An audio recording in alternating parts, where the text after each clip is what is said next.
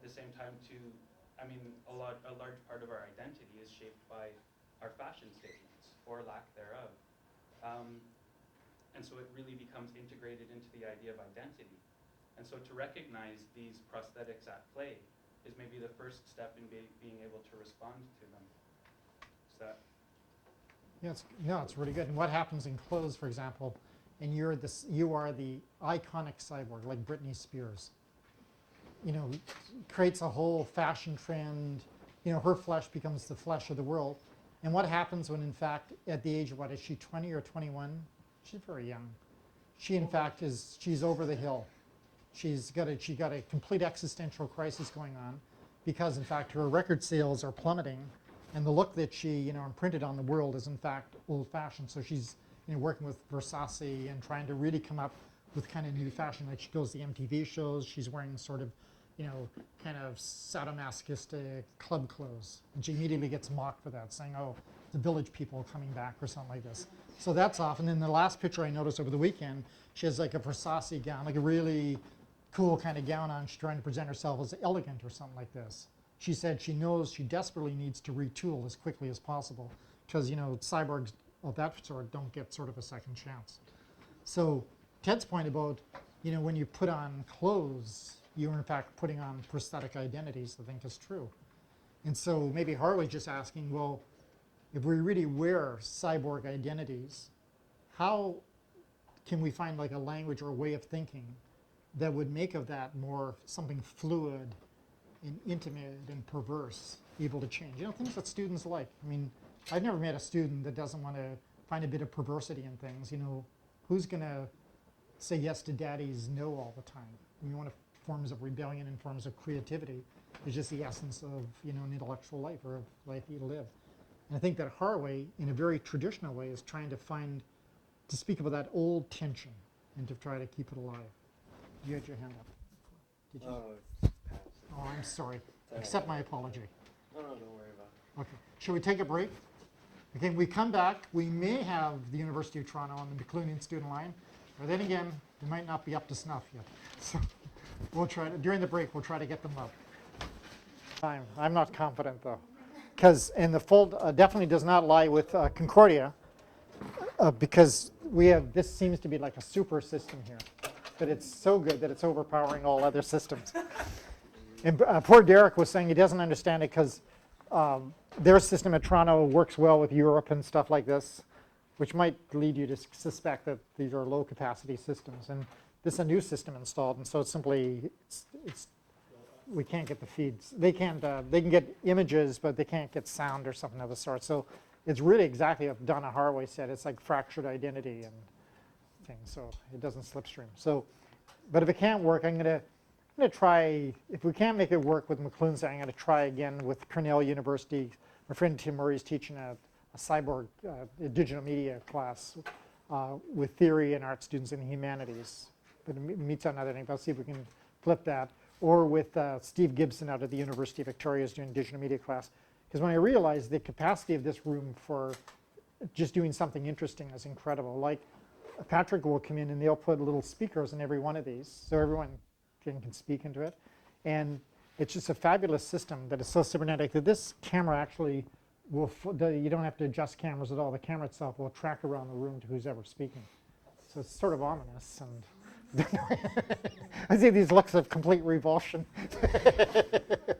Yeah, but I just think that it's really interesting. And I think actually if you connect up with another class that's got, like this class, people with really good minds and very reflective and good critical questions and things, then it's really interesting. Because I saw it when I was at Cornell, I took part in the seminar that worked between Cornell and Australia, and it really, really worked. It was a good level of discussion, although the Australians were definitely more immediately took to the system faster than the students from Cornell, who held back a wee little bit. But then by the end of it, they were getting into it in a good way and stuff.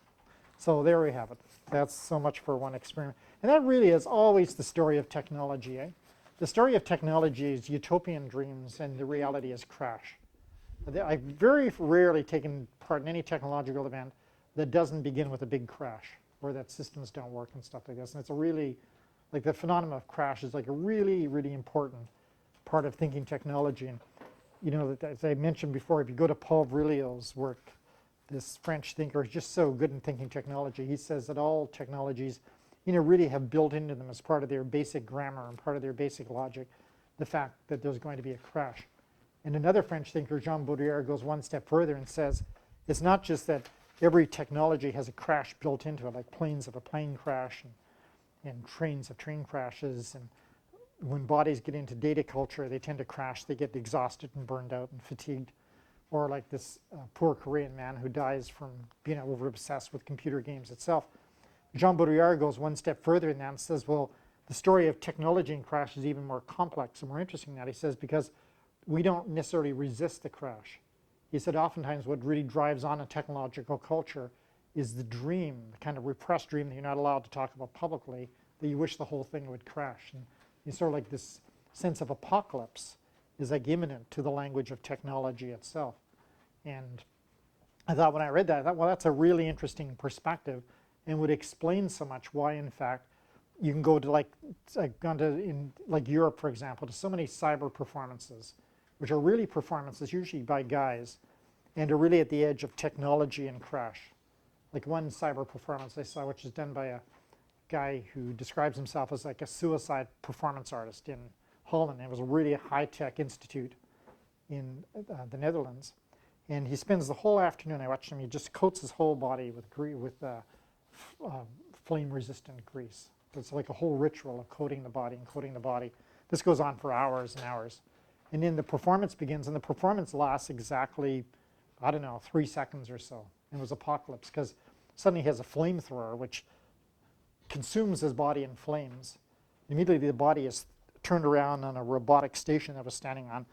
Water comes down, and then the body is fine, and everyone applauds, and that's the end of the performance. And a woman that I was standing next to said to me, I didn't know, she says, why is it the guys are so seduced by apocalypse? Why is it the guys always sort of like find most seductive, you know, the idea of like, you know, the crash of the body and things like that. She says, this was in '98, I think. She says, it's like a millennial kind of phenomenon. I thought, well, that's a really true comment, you know, it was like really interesting that happened. So that's crash phenomena itself. So it's all about the difference between men and boys is the size of their toys, and that's his toy. So. It's true. His toy, though, was his whole, it was his whole body, though.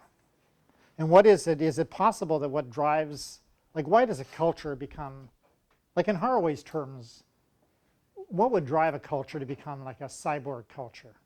What would drive a culture besides just the movement of political economy to move from an industrial age to a digital age? Like why would we find this very acceptable? That, you know, when she talks about the informatics of domination, that she says we live, like in page 300, she says we live in a culture of simulation, surface boundary, noise, population control, stress management, immunology, ergonomics, molecular construction, genetic engineering, robotics, Star Wars, informatics of domination. Why does that is not come to us as something that we necessarily resist, but comes to us in a utopian language of, you know, like something new is happening here, something novel is taking place, and why are we in fact so immediately absorbed mentally and emotionally into this reality itself, if behind the reality is an experience of a big crash?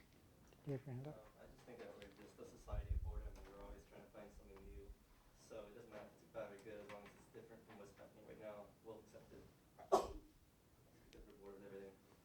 Yeah. Be bored with, you know, whatever comes out. It's good for about a month or so, and then we throw it out and start something new. Well, that's pretty good. Did you think that boredom is part of a technological culture?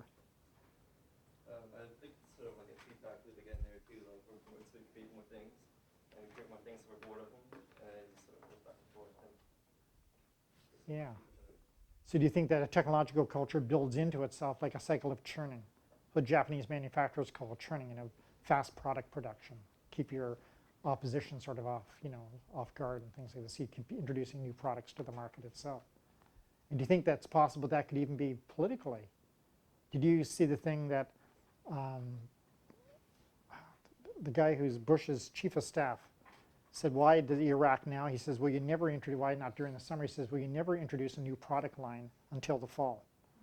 And, you know, Al Gore, in these two speeches Al Gore gave, which were I thought were really phenomenally good speeches, one on politics and one on economy. Al Gore picked that up right away. He says, what's really meant by talking about war as a product line that you introduced in the fall itself? Is it possible that technological culture is a culture of boredom, and that warfare is also a way in which you sort of sate boredom for a little while until the next event? Now, if that's the case, are we talking about technology beyond informatics and domination as nihilism? So, here first, is that okay?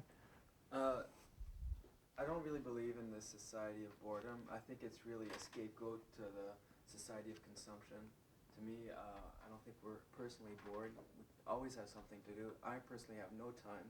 I don't see how I can be bored in my life. I'm sure everybody else is like that. I don't think it's a problem with boredom. It's that we always want something more. And does that mean we're bored by the stuff we have right now? I don't think so. Yeah. Well, that's really, would that lead to being stressed out?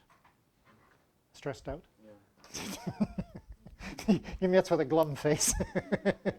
But is maybe like the opposite of a culture of boredom, living in a culture of speed and being like stressed out. Like sort of like really living on the edge in kind of a way, like with a lot of responsibilities and things to do, and there's not enough time, like, the academic year actually. You got all these tests and papers, and I know everyone's like me, exhausted in a very short period of time. There's lots of pressure on you and stuff like this, like really feeling stressed out. But is it possible, though, that part of a culture of boredom is, in fact, speeding ourselves up? And it's part of technology that it allows things to get really speeded up. So what is the relationship between speed and technology? Like what really, these are qualities of the informatics of domination. Sorry. I think we have to ask whether technological society is kind of an inevitable result of human nature, of ourselves, or whether it just kind of happened because it just kind of grew out of certain discoveries that were made, in which case, we just adapted to something which naturally occurred through several flukes, which I think is the case. So to ask, like, why does technological society is well, because someone invented this machine and someone invented that machine and we adapted, and someone thought of doing this with that and we ended up here, and it's just what's familiar. We've been raised in this, and it's our surroundings. There's no like inevitable technology. It's not an inevitable outgrowth of who we are as people. It's just one way that we can express ourselves. But do you think it's the dominant way? Currently, yes. It seems to be. But I don't think that's necessarily a given. I think it Could be. change. Yeah, that's such a good thesis. And there's a really good essay by, the German philosopher Martin Heidegger? Let me go back in terms of what you said, because it would really be a good standpoint to look at Martin Heidegger's essay called The Question Concerning Technology. Because in that essay, Heidegger would argue exactly the opposite. Because he would say the question of technology really speaks to the language of destiny. That in fact we've always, before we discovered computers or anything, we've always been a technological culture. We've always been a culture which organizes itself around goals and values. We've always been projecting ourselves into the future. And Heidegger says on account of that, we're a culture which is deeply nihilistic, because he thinks of technology as nihilism.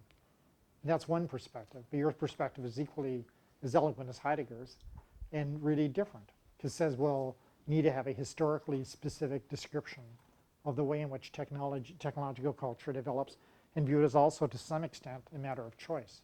Could be this, but could also evolve into something else. Would that be fair enough? Yeah. It's a really good argument. Yeah. I wouldn't say actually technology grew itself by randomness. I would say it's even further than nihilism, because if you look back on history, all major technological productions have been motivated by greed. You can look at the TV or the radio, both of them invented by commercial competition. The discovery of AIDS was invented or discovered, which gene it was, by two scientists who won an international thing. And the computer was basically the gambling machine to start off with. Yeah. So none of these actual productions are, I think I'm going to invent the cure for cancer because I feel like saving lives. No, you have these medical companies who are like, okay, we'll help you develop this. We own every single trademark, and your cure is ours now, so we can sell it to people and make billions of dollars. It's not a matter of randomness Yeah. or beneficiary of need. Yeah. It's just a matter of capitalism. It's basically based on our society. We completely promote this kind of stuff. So do you think that's a really good argument? So for you, the story of technology would be inseparable from the story of capitalism. They're deeply intertwined. They're intermingled together and they're intertwined together. Would that be true? Yeah, that's really interesting. And so like the language of greed or language of the plate word would be accumulation. Capital accumulation would be really necessary to get technologies up, specific technologies up and running. It's a really good perspective. I think you had your hand up. Okay. I just wanted to interject that the two people who are rarely credited but acknowledged as having discovered television died depressed, penniless, and disillusioned with what had happened to television. So it wasn't That's propelled because by they spent all their capitalism money or in the- greed, but by capitalism taking hold of a highly idealistic tool for technological radical change and brought something very different. And I'm talking about John Logie Baird and Philo T. Thornton, Yeah. who were both Yeah. idealistic young Yeah. subversives on some level who had their So would you say that capitalism is like a parasite, late to the event? yeah, I'll let my politics surface and say yes, but I wouldn't inexorably link technological visions and capitalistic greed. I think it certainly steered it, but I mean, just to get to that Yeah. specific point. No, that's good. You had your hand up here. I want to Oh, sorry. what I want to say, or actually say it, so. Okay, yes. Yeah, it was just to refer back to the comment. It might be a little bit too much stereotyping to like say that capitalism is completely motivated by technology and vice versa. I think that there were many ancient societies like the Greeks or the Romans or the Egyptians that didn't have a capitalist idea, but still find new ways of technologies and progressed.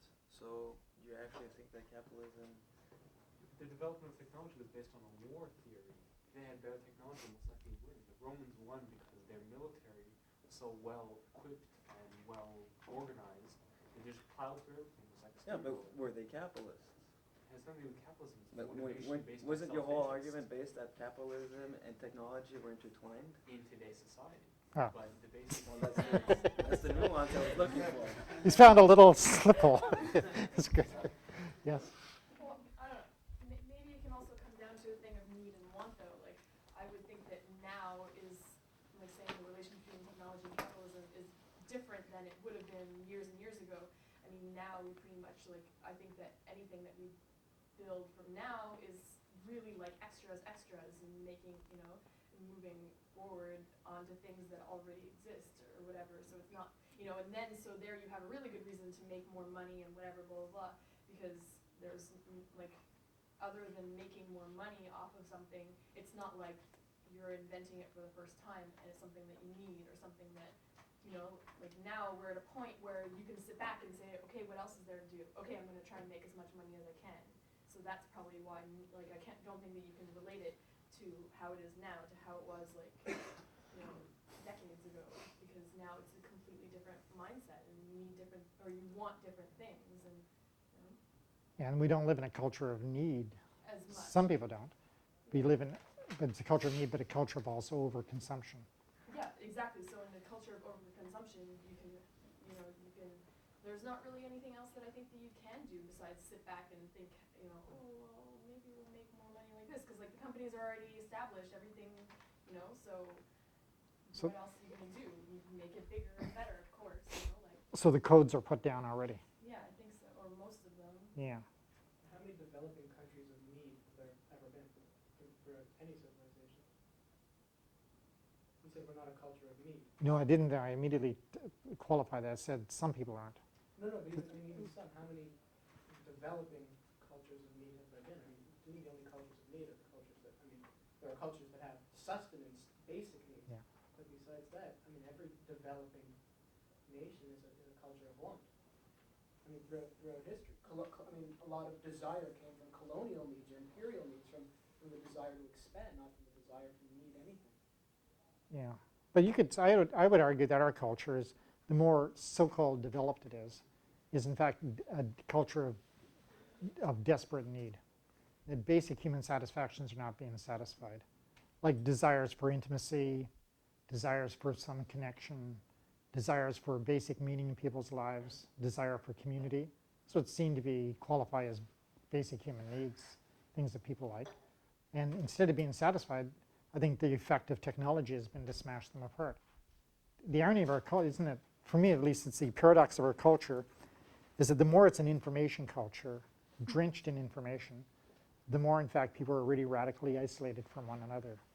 And the more supposedly we're living in this utopian age of connectivity, which is true, go up in the net and you can connect with anyone around the world, the more in terms of your actual face-to-face relationships become very, my experience, become really pretty radically disconnected.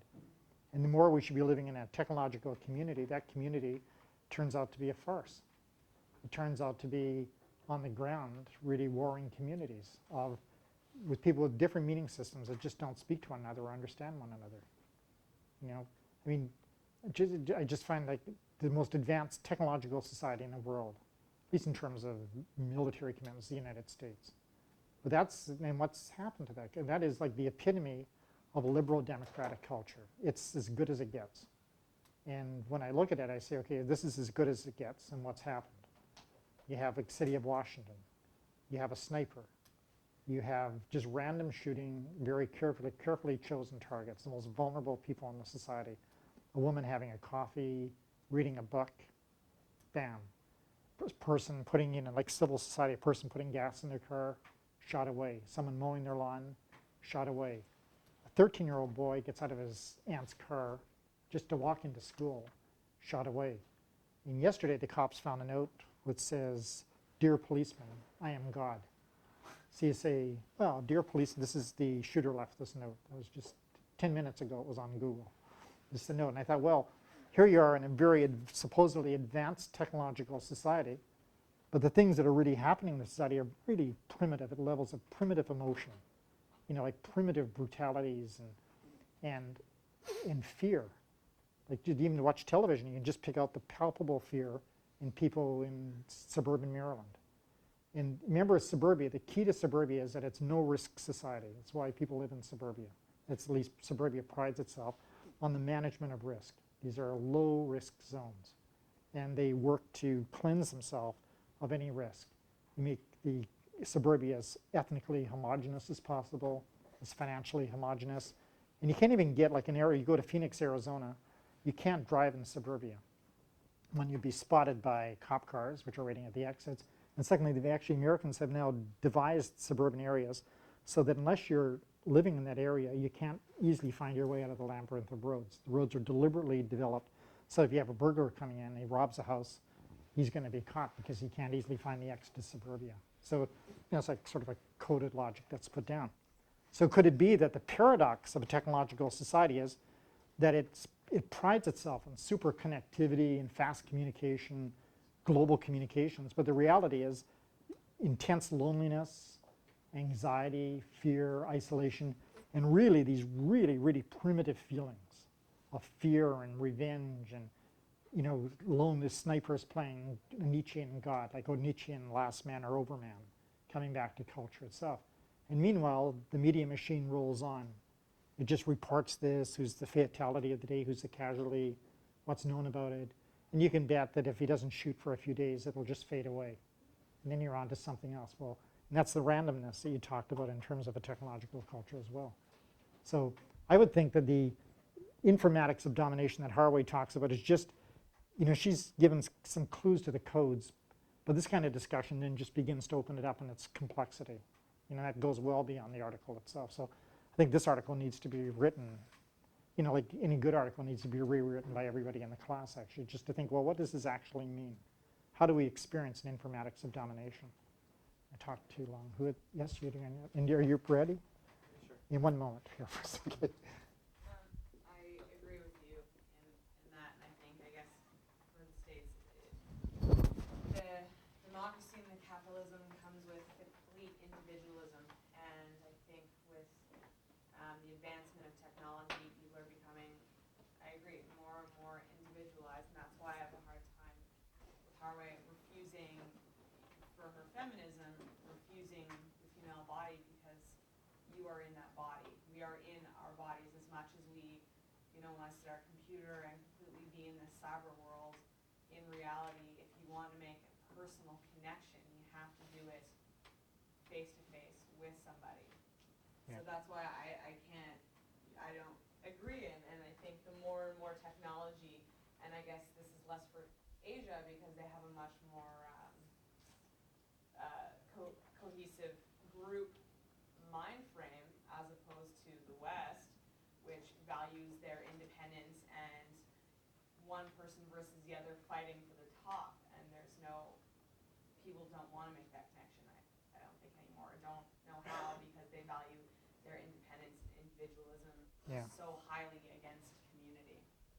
Oh, that's And nice. so, these small developing countries, which I don't think you can call primitive, they don't have all this technology, and their focus and what they value to be high is not technology, it is cohesion and community and society and It's actual relationships yeah. with each other, as opposed to our relationship with someone in Europe, which is amazing, but is based on a keyboard and a computer. But do you think that Harvey goes one step further than, and she says not a matter of refusing technology, she says you can't, just because the fact of a contemporary society is that technologies come inside you in a kind of deep way. Like if you're a woman, like she problematizes the body, because she says our bodies are like drugged with technology. Like if you have a woman's body, you will be cyborg whether you like it or not if you want to stay healthy, because you'll generally have to submit to the medical apparatus, which is the most, one of the most intensive expressions possible of technologies of surveillance, technologies of, internal surveillance of the bodies, technologies of drug, technologies of practice of reproduction. I mean, women's bodies, most of all, are just as kind of open systems with respect to technology.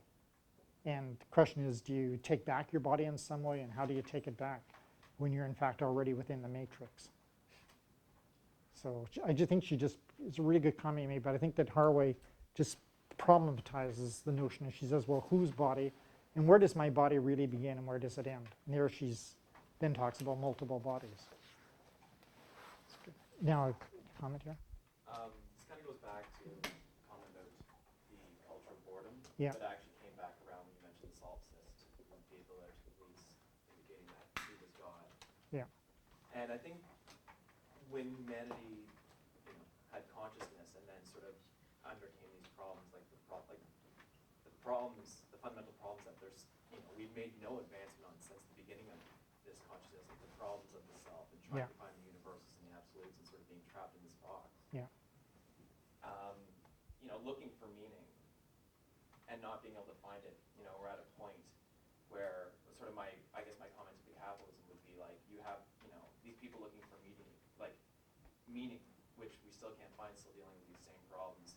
So, you're driving and you get these sort of offshoots, and sort of capitalism and sort of materialism sort of fills a void for a second. People who choose to say, okay, well, this is where I find my meaning in like sort of the material goods that the world has to offer me. Yay. Yeah.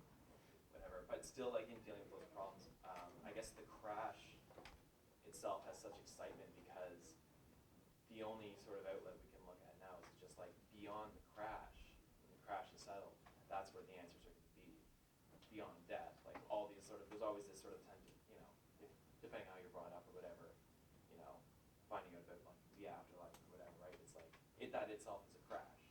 Beyond the crash, that's when you're you're outside the box. That's the dream. And it's like it's still just this meaningless. And I think a lot of the manifestations that have occurred, such as I would say sort of the capitalistic and capitalism is more out of just being so finding no meaning and sort of going for things like power and stuff that in your life can sort of give you that. And I think what makes cyber culture and the sort of unseen third world is the fact that it is such an unexplored frontier and that the answer might be in there. It's like it still has, like there's still hope, right? Yeah, no, the cyber culture might offer hope, and that is a really good statement, because that would explain why people who are such deep religious thinkers are attracted to cyber culture.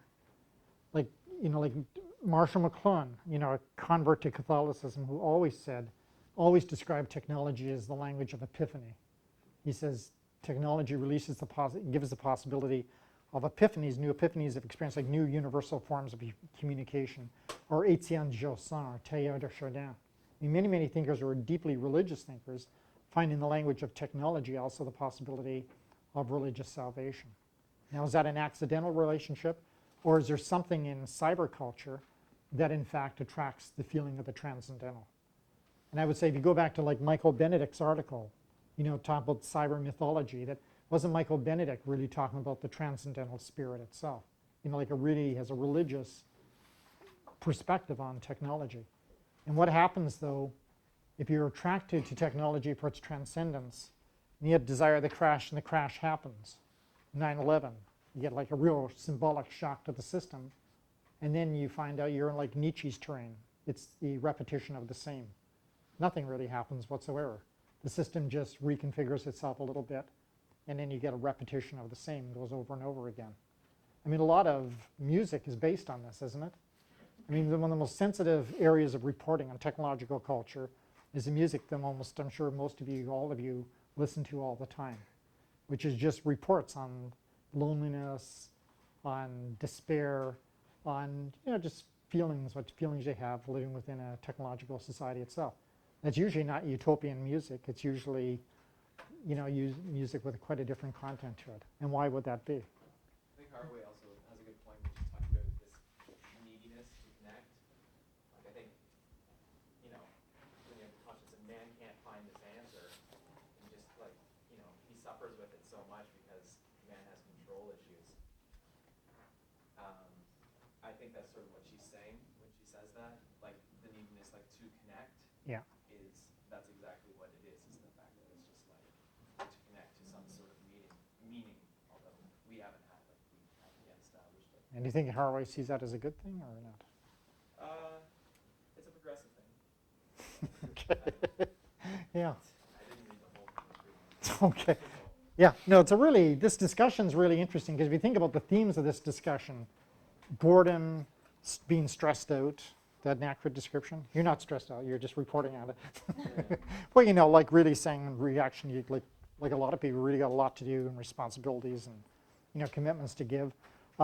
Sense of, what is the fate of the body? What is the fate of cyberculture itself? You think about those, aren't these all really reactions to what Haraway describes as the informatics of domination? And, the informatics of domination, by which he means, this, not something's radically new by any means, but the development of a new historical phase, which has a language to describe it that's different. The language of simulation, biology, communications engineering, population control, stress management, replication, ecosystem, global factory, women in the integrated circus, cyborg citizenship. I mean, Haraway's argument is that whether we like it or not, the technoculture has moved on and has put us within a code, within a script that's running. And it's not a script that's waiting for us to decide whether we want to be in it or not. And the script is not just running outside of us, the script is running inside of ourselves. So if the script is running inside of ourselves, if it occupies our brains and our imagination, if it's like a pharmacology that takes possession of our bodies in the forms of drugs, if it even has kind of laser eyes, that it actually can be sophisticated enough that you don't even have to have a human encounter with surveillance systems any longer, but you can go to the airport, have your eye banked basically, your retina of your eye banked, and so that you can simply show your eye at any time and go through the passport lines quicker if you're a true road warrior. Well, if you truly are cybernetically integrated into the circuit in such a deep way that you're a cyborg in a meaningful sense of the term, that we are like half human beings, but we're also half data flows, then what does that mean in terms of very traditional values, like having a mind of your own, freedom, democracy, connection, community? And Haraway's article is that it's only within the context of thinking through a cyborg culture in terms of what an informatics of domination means in real material language that we can begin to answer these questions. And I think for myself, what's sort of salutary about the article is that rather than begin like with fixed answers in advance, fixed answers that says, well, here's like she doesn't write like, after all, feminist manifesto, nor does she write an anti-technological spiel. She does something which is much more deeply dialectical. And that, she says, it's only by thinking through like really actual concrete questions. Like, what is the nature of power today? What is the nature of the workplace? What is the nature of medicine? What does it mean that the workforce today is being feminized in an age which is radically filled with male violence? What does she mean by the fact that the workforce is being feminized? This kind of paradoxical turn of phrase.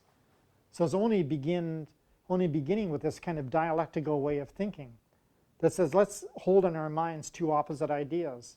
That when we're deeply coded by the integrated circuit, whether we like it or not, and in areas of life that we don't think have anything to do with technology. And on the other hand, we have a will to be free. We have a will to like find a way of our own. Well, how do you begin to negotiate a way of our own?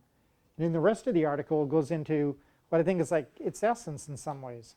Like page 303, she says, modern states, multinational corporations, military power, welfare state apparatuses, satellite systems, labor control systems, medical constructions of our bodies, religious evangelism depend upon electronics. Microelectronics is a technical basis of simulacra, of life as a simulation. We live in a culture of copies without originals. And the question that Harway would ask, she'd say, well, in the absence of critical reflection, have we ourselves become a copy without an original? Have we become what Ted, going back to Landsberg article, would say, simply filled with prosthetic memories ourselves? How can we be confident that we are simply not a copy of a copy? That we, in fact, have any originality that's left itself? And if you're like speeded up and kind of hyper-netted and hyper-vetted, and you're like just really deeply integrated into the circuit, and in fact you find your own body like being stressed out and kind of overmanaged and just really moving faster at the speed of communication itself, then how can you be really confident that you're not a copy of a copy, and that the technology has not entered us so deeply that it's even given us, it's even kind of imprinted its own conception of real time into our flesh? Like when you go out as you are, already go out to work experience, and you're working in any system that has any bit of telemetry associated with it, when you work in what Harvey would say, like a corporation that has to do with the informatics of domination, then you will experience real time, not as an abstract computer concept. Your flesh will be real time. Like if you go, like you're a lawyer, for example, like you're an aspiring lawyer, and you go to law school, and you get a great job with a great law firm, and suddenly you will find yourself in articling and year after articling, working usually 14-hour days. You'll work from 8 o'clock in the morning till 10 o'clock at night, and then you can go home. And when you're at work, you will be in a state of permanent exhaustion, because the only thing that will matter is the real time of billing hours. And your whole life will be the hour divided into 6-minute consulting times, the amount of time that you're on with the clients itself. And you will find yourself like under incredible technological stress, such as phone calls coming in from New York, say you're working in Montreal or Toronto, saying, did you get my email? And then getting angry with you if you don't say yes. And you have to say, first of all, emails might seem to be simultaneous, but oftentimes they take a while to arrive depending on the server system that you have. Or did you get my fax? No, it hasn't arrived yet.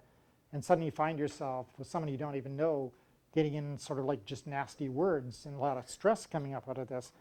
And then you find yourself after 14 hours of work, 14 hours of hours divided into 6-minute slots of consulting time, of billable time, and you're trying to be able to build up your 2,000 hours a year that you have to do if you're going to keep your job. Then you find yourself sort of like dispensed from the system. You get a cab and you go home at 10 o'clock at night. You have time for maybe a drink, brief conversation with your partner. You fall asleep. You get up at 6 o'clock or 6:30 the next morning, get dressed, go to work. Now, that is like cyborg culture. It's an informatics of domination. And Donna Haraway would say is that, why don't we just take what actually happens in the informatics of domination? Why don't we take what actually happens in the workplace and not believe the myths, but believe actually the reality of what we see on the ground?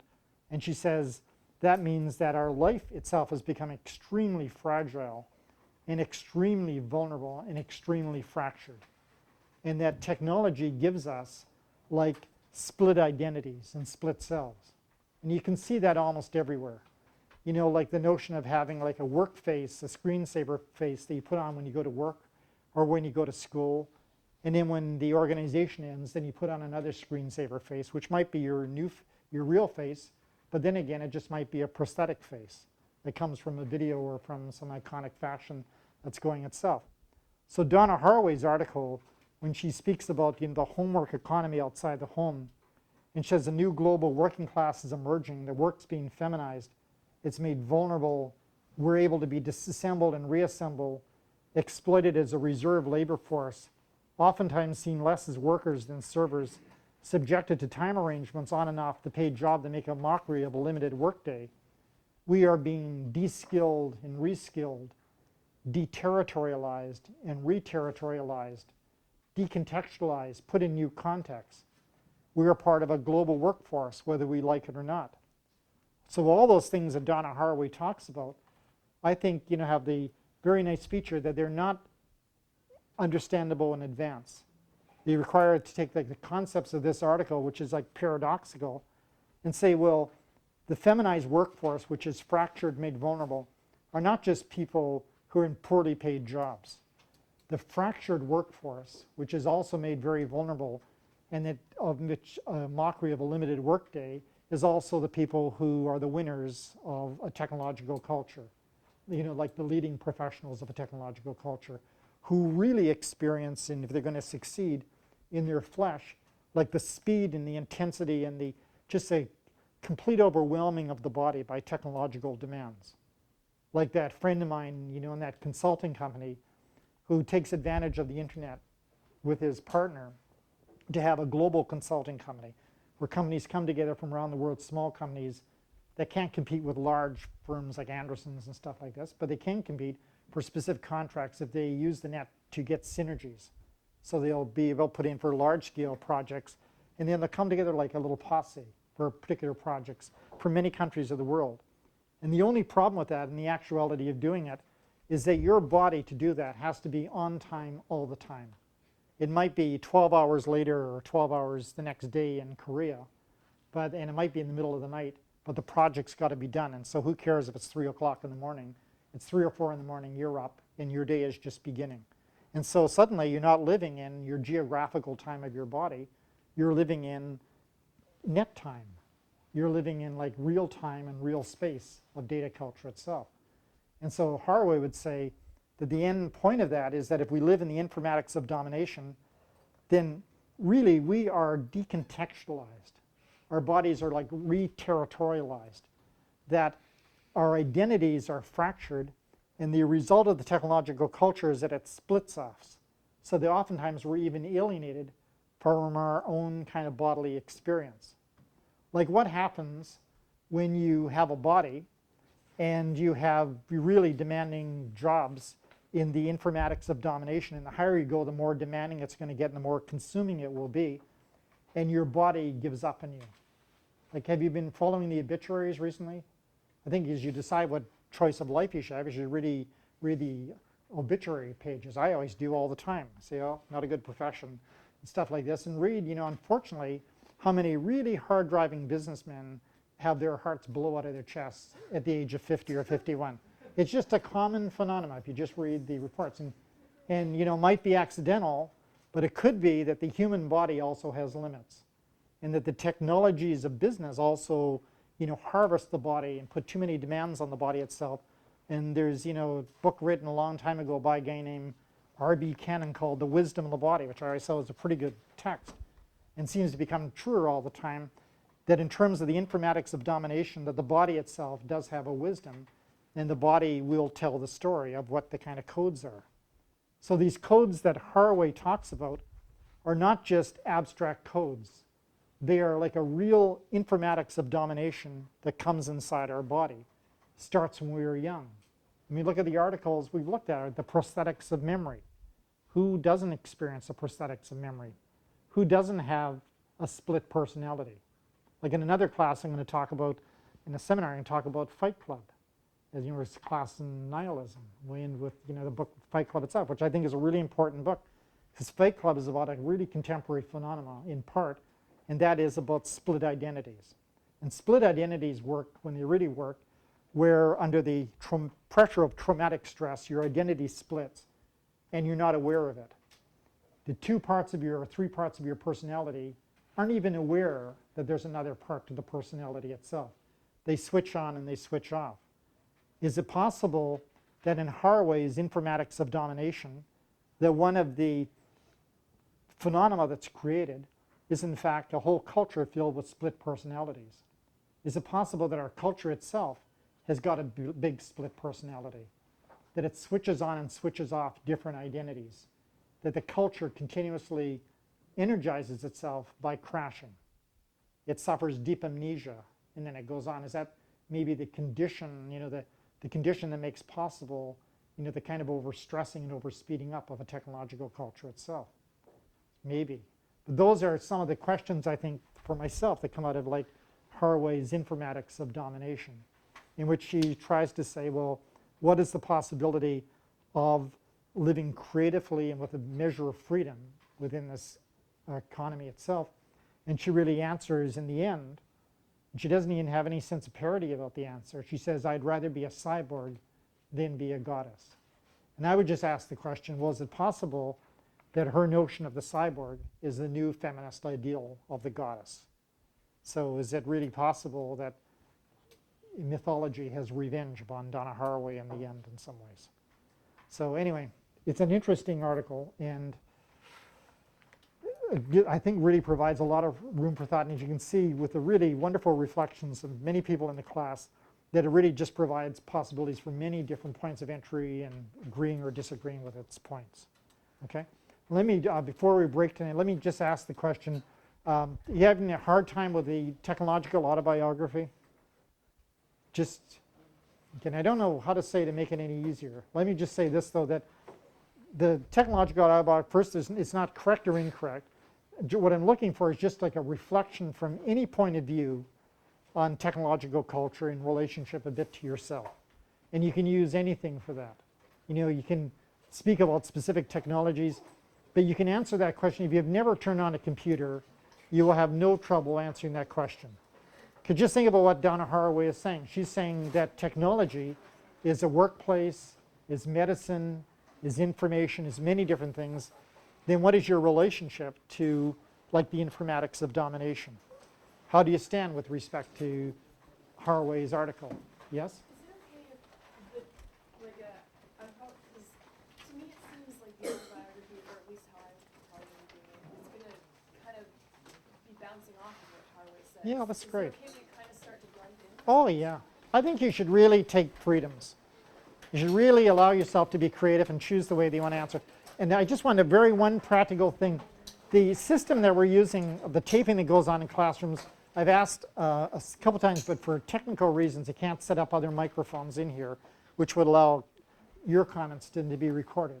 And for myself, that's like a phenomenal loss, because your comments are like the essence of the class. So the only thing I can think of is, do you mind if I just, if you like to, would you feel comfortable if I just put this little mic under you, or if you feel, you don't want that, or not? Start giving out prizes and just run the whole class as a game show. Yeah, no, I don't. Oh, I guess so. I don't want to run a classic game show, but on the other hand, I feel as a teacher, like very bad that this is recording me, but it's not recording the really interesting reflections. And I know other students would like to hear these reflections much more than they like to hear what I have to say. So just give it some thought. And if it's not, if you don't want it, that's fine. But if you think they would be useful, then that's fine too.